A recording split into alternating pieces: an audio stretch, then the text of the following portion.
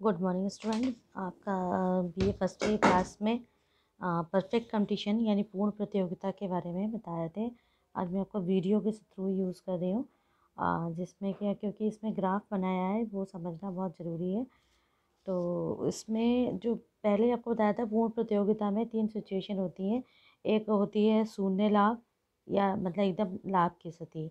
दूसरी होती है आपकी ये लाभ की स्थिति होती है, और तीसरी होती है हानि की स्थिति।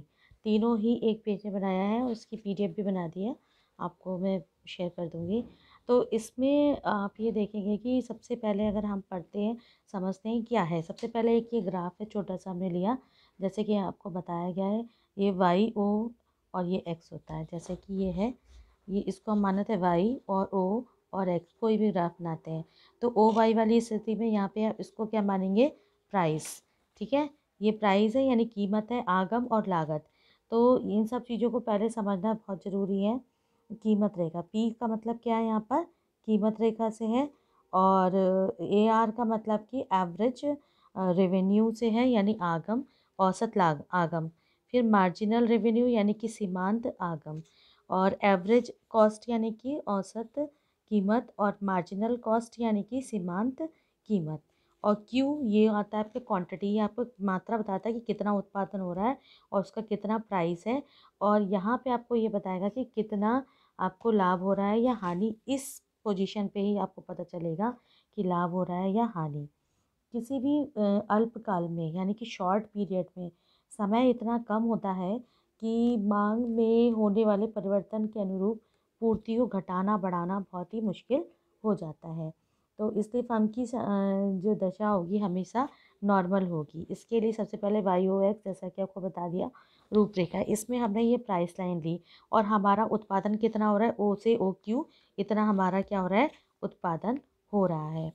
अब मान लीजिए ये, अब ये सामने की स्थिति में कब होगा, सामने की स्थिति में जब होगा जब प्राइस लाइन में, जब एमसी का मतलब आपको बताया, एमसी का मतलब होता है मार्जिनल कॉस्ट यानी सीमांत हमारी कीमत, और एसी यानी औसत कीमत।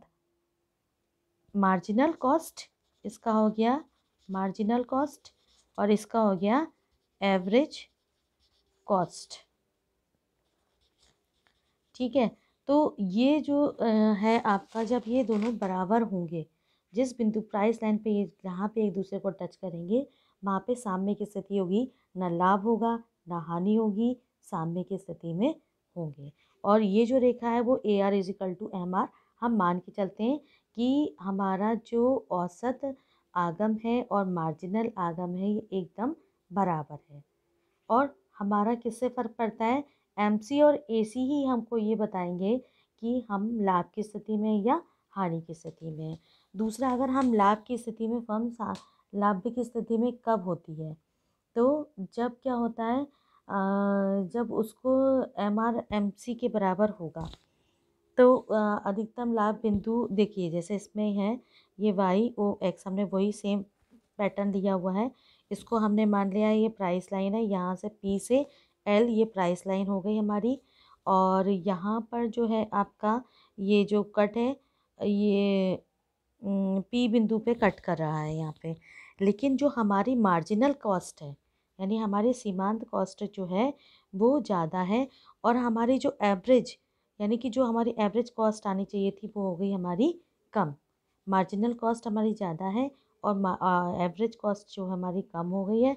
तो जब हम यहाँ से इसको देखेंगे, जब टच करेंगे यहाँ से यहाँ तक, ये क्या हो जाएगा, हमारा कुल लाभ हो जाएगा। कौन सी स्थिति हो जाएगी, कुल लाभ की स्थिति। तो कुल लाभ की स्थिति क्या हो गई, E S into S T यानी E S into P T देख लें। तो ये क्या हो जाएगा, हमारी कुल लाभ की स्थिति को बताता है, क्योंकि हमारे यहाँ पे मार्जिनल कॉस्ट ज़्यादा है और एवरेज कॉस्ट हमारी कम आ रही है, यानी जितनी हमने कॉस्ट लगाई है हमारी कम आ रही है।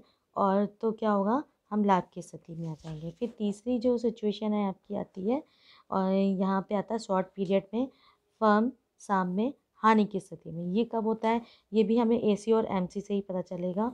और ये मान के चलते हैं यहाँ पे भी A R is equal to M R, ये हर जगह हम चलेंगे A R is equal to M R.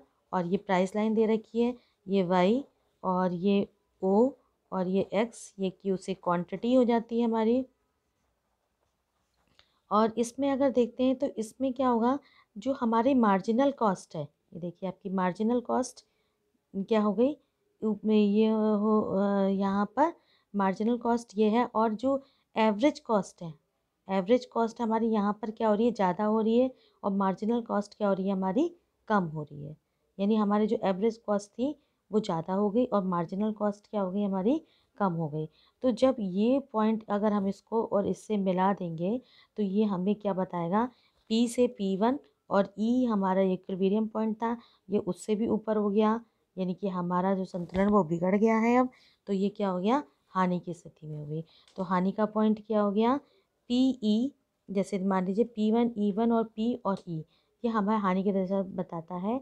और इसमें क्या होता है कि एक इसमें हमें एक ABC यानी कि एक होता है ABC यानी कि एवरेज परिवर्तनशील लागत, ठीक है, इसको बोलेंगे एवरेज, इसको बोलेंगे औसत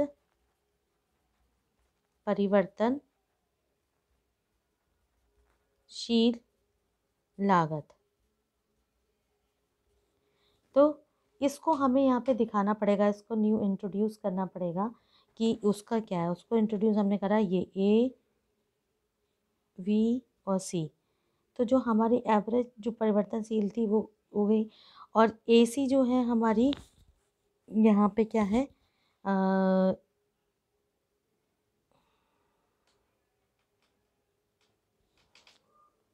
गड़बड़ हो गई।